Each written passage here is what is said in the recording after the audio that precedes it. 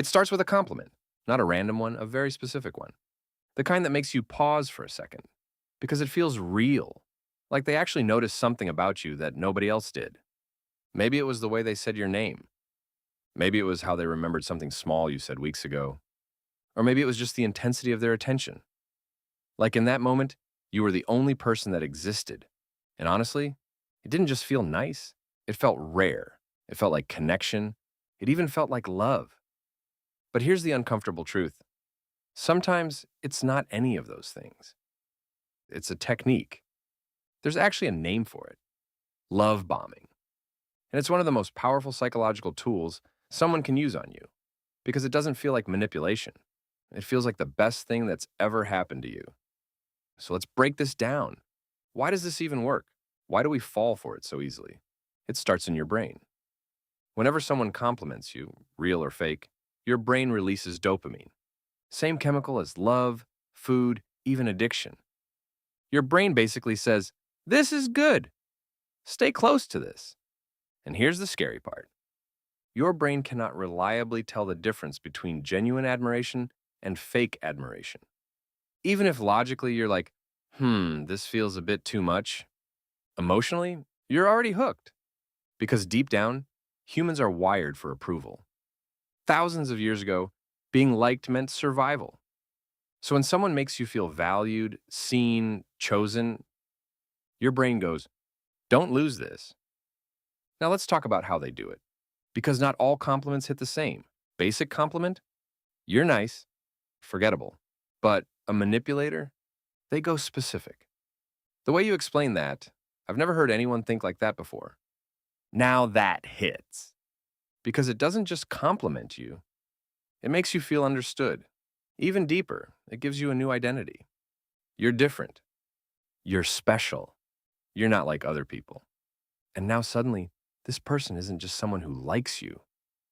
They're someone who sees who you truly are. And that's powerful. Because now, somewhere in your mind, it becomes, "I need this person to be fully myself." That's not a compliment anymore. That's a setup. Now we get into love bombing. This is where things go from subtle to intense. You start getting constant messages and "good morning," "good night." Random check-ins, they move fast. Way too fast. Within days or weeks, they're saying things like, "I've never felt like this before. You're different from everyone. I think you might be the one." And you're sitting there like, "Wait, is this real?" But it feels so good. You don't question it enough. Then comes something even more dangerous: mirroring. They like what you like. They believe what you believe. They want exactly what you want. It feels like you've found your perfect match, but it's not magic. It's observation.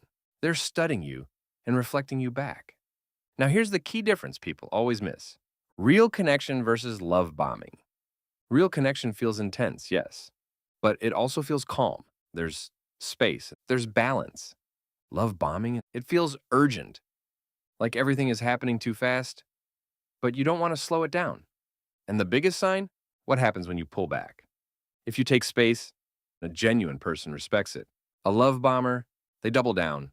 More messages, more affection, more intensity, because they're not responding to you. They're trying to lock you in. And this is where people blame themselves. "I'm smart. How did I fall for this?" Here's the truth. This has nothing to do with intelligence. It targets something deeper: your need to feel seen, your need to feel chosen. Even the most logical person cannot outthink emotional attachment once it kicks in. Now let's talk about the trap most people don't even notice. It's called the flattery trap. This is next level manipulation. First, they study what you take pride in. Maybe you see yourself as smart, kind, reliable. They highlight it. "You're the only one I trust. You're not like others. You always understand." Now that becomes your identity in the relationship. And then comes the request. And now you're stuck. Because saying no doesn't just mean refusing, it means breaking that identity. If you say no, suddenly you're not that person anymore. So what do most people do? They say yes, not because they want to, but because they want to stay who they believe they are. Now here's something even deeper. Why do certain people get targeted more?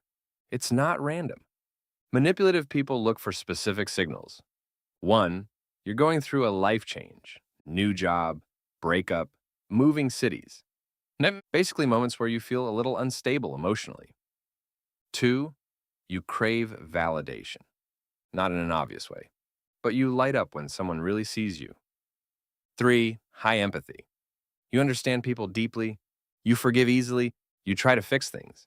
And four, you struggle with boundaries, you adjust quickly, you avoid conflict, you prioritize others over yourself. To a manipulator, that combination is perfect. And once they pick you, the pattern is almost always the same. First, idealization. You're perfect. Everything is amazing. Then, small cracks. A comment that feels off. A sudden cold moment. You start thinking, what did I do wrong? That's the shift. Now you're trying to maintain their approval. Then comes the most dangerous phase. Intermittent reinforcement. Sometimes they're warm. Sometimes they're distant. Sometimes they're amazing again. And your brain, it gets addicted to the unpredictability. You keep trying harder just to get back to how it felt in the beginning. And that's how the loop locks in. So how do you protect yourself? Not by becoming paranoid, just by becoming aware. Ask yourself, are they trying to understand me or impress me? What happens when I disappoint them? Do I feel more like myself in this relationship or less? And most importantly, does the pace feel mutual or am I being carried? Because real connection grows, it doesn't rush.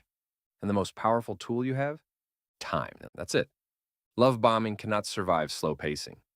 If you slow things down, the truth shows up, not in big dramatic ways, but in small inconsistencies. And those small things, that's the real information. And if you've already been through this, understand something clearly. You are not stupid. You are not weak. You responded exactly the way a human brain is designed to respond.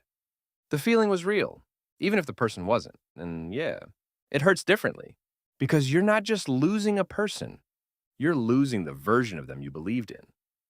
But that version was never real to begin with. If this made you rethink someone or something, sit with that.